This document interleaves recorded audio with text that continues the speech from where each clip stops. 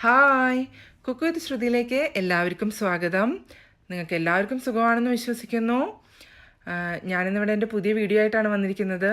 അപ്പോൾ നിങ്ങൾ ഇതുവരെ എനിക്ക് തന്ന സപ്പോർട്ടിനെല്ലാം ഒരുപാട് താങ്ക്സ് ഉണ്ട്. തുടർന്നും നിങ്ങളുടെ സപ്പോർട്ട് ഞാൻ പ്രതീക്ഷിക്കുന്നു. അപ്പോൾ എൻ്റെ ചാനൽ ആദ്യമായിട്ട് കാണുകയാണെങ്കിൽ സബ്സ്ക്രൈബ് ചെയ്യുമ്പോൾ ബെല്ലൈക്കൺ പ്രസ് ചെയ്യാനും മറക്കരുത്. അപ്പോൾ നിങ്ങൾക്ക് നോട്ടിഫിക്കേഷൻസ് കിട്ടും. പിന്നെ എൻ്റെ വീഡിയോ ഇഷ്ടമാവുകയാണെങ്കിൽ ലൈക്ക് ചെയ്യണം, മാക്സിമം ഷെയർ ചെയ്യണം. ഇന്ന് ഞാനിവിടെ തയ്യാറാക്കാൻ പോകുന്നത് ഒരു മീൻകറിയാണ്. തേങ്ങാപ്പാലൊക്കെ ഒഴിച്ചിട്ട് വെക്കുന്ന ഒരു മീൻകറിയാണിത്. അതിനായിട്ട് ഞാനിവിടെ 1/2 കിലോ കിങ് ഫിഷ് എടുത്തിട്ടുണ്ട്. കിങ് ഫിഷ് ഇങ്ങനെ ക്ലീൻ ചെയ്തിട്ട് ഉപ്പൊക്കെ ഇട്ട് ക്ലീൻ ചെയ്ത് കഴുകി എടുത്തിട്ടുണ്ട്. ഇനി ഇതിലേക്ക് വേണ്ടത് തേങ്ങാപ്പാലാണ്. തേങ്ങാപ്പാൽ ഒരു 2 കപ്പ് തേങ്ങാപ്പാൽ എടുത്തിട്ടുണ്ട്. പിന്നെ ഇനി ഇതിലേക്ക് വേണ്ടത് മുളക് പൊടിയാണ്. ഒരു 2 ടേബിൾ സ്പൂൺ മുളക് പൊടി എടുത്തിട്ടുണ്ട്. പിന്നെ ഒരു 1/2 ടീസ്പൂൺ മഞ്ഞൾപ്പൊടി വേണം. പിന്നെ ആവശ്യത്തിനുള്ള ഉപ്പ് വേണം. പിന്നെ പുളിക്ക് ആവശ്യമുള്ള കുടംപുളി 2-3 ചുള കുടംപുളി ഉണ്ട്. പിന്നെ ഒരു 1/4 ടീസ്പൂൺ പെരിഞ്ജീരകം വേണം. പിന്നെ ഒരു കഷ്ണം ഇഞ്ചി വേണം. 2 അല്ലി വെളുത്തുള്ളി വേണം. പിന്നെ 2 ചുള ചുവന്നുള്ളി വേണം. പിന്നെ ഇനി ഇതിലേക്ക് 2 തണ്ട് കറിവേപ്പില എടുത്തിട്ടുണ്ട്. പിന്നെ 2 പച്ചമുളക് എടുത്തിട്ടുണ്ട്. പിന്നെ നമുക്ക് വേണ്ടത് വെളിച്ചെണ്ണയാണ്. വെളിച്ചെണ്ണ ഒരു 2 ടീസ്പൂണ് വെളിച്ചെണ്ണ വേണം. നമുക്ക് ആദ്യം ഈ ഇഞ്ചിയും ഉള്ളികളും അതുപോലെ തന്നെ ഒരു 1/4 ടീസ്പൂൺ പെരിഞ്ജീരകവും കൂടി ഒന്ന് നന്നായിട്ട് ചതച്ചിട്ട് എടുക്കാം. അപ്പം ഞാനിവിടെ അത് നന്നായി ചതച്ചെടുത്തിട്ടുണ്ട്. ഞാൻ ഇടികല്ലിലിട്ടിട്ട് ചതച്ചെടുത്തിരിക്കുകയാണ്. മിക്സിയിലൊന്നും ഇടേണ്ട ആവശ്യമില്ല. ഇനിയിപ്പോൾ നമുക്ക് കറി തയ്യാറാക്കാനായിട്ട് ഇതുപോലെ ഒരു മൺചട്ടി വെച്ചിട്ട് ഞാൻ ചൂടാക്കുന്നുണ്ട്. മൺചട്ടിയിൽ വെക്കുമ്പോഴാണ് മീൻകറി ഒരു നല്ല ടേസ്റ്റ് ഉണ്ടാവുക. അപ്പോൾ മൺചട്ടി ഇല്ലാത്തവരെ നിങ്ങൾ ഏത് പാത്രത്തിലാണ് മീൻകറി വെക്കണമെന്ന് വെച്ച് കഴിഞ്ഞാൽ അങ്ങനെ ഒരു പാത്രം എടുക്കുക.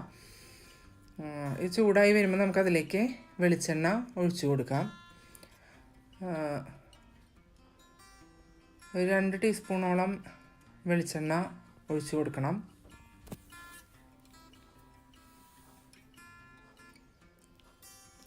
വെളിച്ചെണ്ണ കട്ടയായിട്ടാണ് ഇരിക്കുന്നത്. അപ്പോൾ 2 ടീസ്പൂണോളം വെളിച്ചെണ്ണ ഞാനിതിലേക്ക് ചേർത്ത് കൊടുത്തിട്ടുണ്ട്. ഞാൻ വെളിച്ചെണ്ണ ഒന്ന് ചൂടായി വരുമ്പോൾ നമുക്കതിലേക്ക് ആദ്യം ചതച്ച് വെച്ചിരിക്കുന്ന ഇഞ്ചിയും വെളുത്തുള്ളിയും ചുവന്നുള്ളിയും പെരിഞ്ജീരകവും കൂടിയിട്ട് ചതച്ചെടുത്തിട്ടുള്ള ആ കൂട്ട് ഇതിലേക്ക് ചേർത്ത് കൊടുക്കാം. അതൊന്ന് നന്നായി ആ എണ്ണയിലൊന്ന് വഴറ്റിയെടുക്കണം. ഒന്ന് വഴന്ന് വന്ന് കഴിയുമ്പോൾ നമുക്കതിലേക്ക് പൊടികളാണ് പിന്നെ ചേർത്ത് കൊടുക്കാനുള്ളത്. ഇവിടെ നന്നായി അതൊന്ന് വഴന്ന് വന്നിട്ടുണ്ട്. ഇനിയിപ്പോൾ അതിലേക്ക് ഞാനൊരു 1/4 ടീസ്പൂണ് മഞ്ഞൾപ്പൊടി ചേർത്ത് കൊടുക്കുകയാണ്. മഞ്ഞൾപ്പൊടി ഒന്ന് അതിലേക്ക് ഇട്ട് വഴറ്റി അതൊന്ന് മുരിഞ്ഞ് വരുന്ന വരെ നമുക്കതൊന്ന് വഴറ്റി കൊടുക്കാം.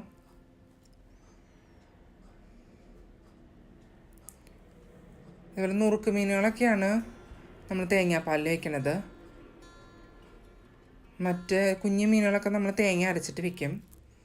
അപ്പോൾ ഇത് നന്നായി മുരിഞ്ഞു വന്നിട്ടുണ്ട്. ഇനി നമുക്കിതിലേക്ക് മുളക് പൊടി ചേർത്ത് കൊടുക്കാം. ഞാനിവിടെ 2 ടീസ്പൂണ് മുളക് പൊടി ചേർത്ത് കൊടുത്തിട്ടുണ്ട്. ഇത് നല്ല എരിവുള്ള മുളക് പൊടിയാണ്. നിങ്ങൾക്ക് വേണമെങ്കിൽ കാശ്മീരി മുളകും നോർമൽ മുളക് പൊടിയും മിക്സ് ചെയ്തിട്ട് അങ്ങനെ വേണമെങ്കിലും ചേർക്കാം. അപ്പോൾ അവിടെ മുളക് പൊടി നന്നായി മുരിഞ്ഞു വന്നിട്ടുണ്ട്. ഇനിയിപ്പോൾ നമുക്കിതിലേക്ക് എടുത്തു വെച്ചിട്ടുള്ള തേങ്ങാപ്പാൽ ചേർത്ത് കൊടുക്കാം. ഞാൻ 2 കപ്പ് തേങ്ങാപ്പാൽ എടുത്തിട്ടുണ്ട്. 1-ാം പാലും 2-ാം പാലൊക്കെ ഒരുമിച്ച് തന്നെയാണ് അടിച്ചെടുത്തിരിക്കുന്നത്. അതിന് സെപ്പറേറ്റായി എടുക്കേണ്ട ആവശ്യമൊന്നുമില്ല.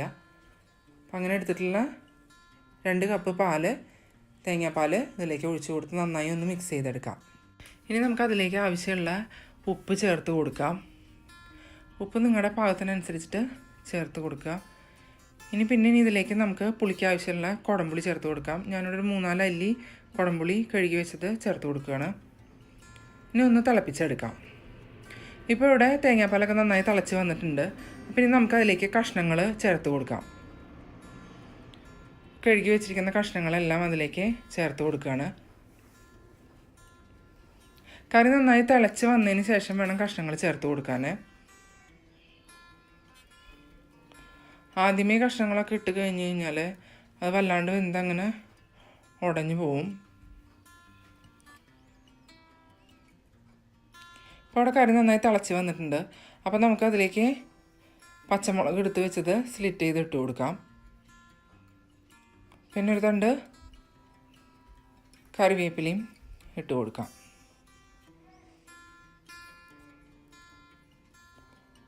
കറി നന്നായി തിളയ്ക്കുന്നുണ്ട്. അപ്പം നമുക്കതൊന്ന് എടുത്ത് ചുറ്റിച്ച് കൊടുക്കാം.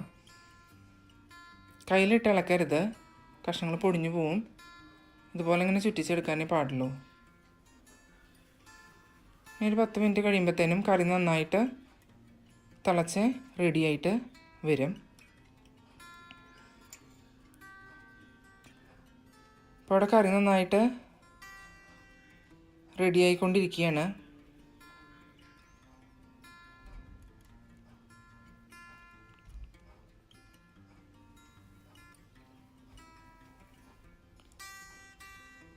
ഇതുപോലെ നന്നായി തിളച്ചൊന്ന് കുറുകി വരുന്ന സമയത്ത് 1 ടീസ്പൂൺ വെളിച്ചെണ്ണ ഒഴിച്ചു കൊടുക്കാം. ഇത് ഓപ്ഷണലാണ്, വേണമെങ്കിൽ ചേർത്താൽ മതി, ചേർത്തില്ലെങ്കിലും കുഴപ്പമില്ല.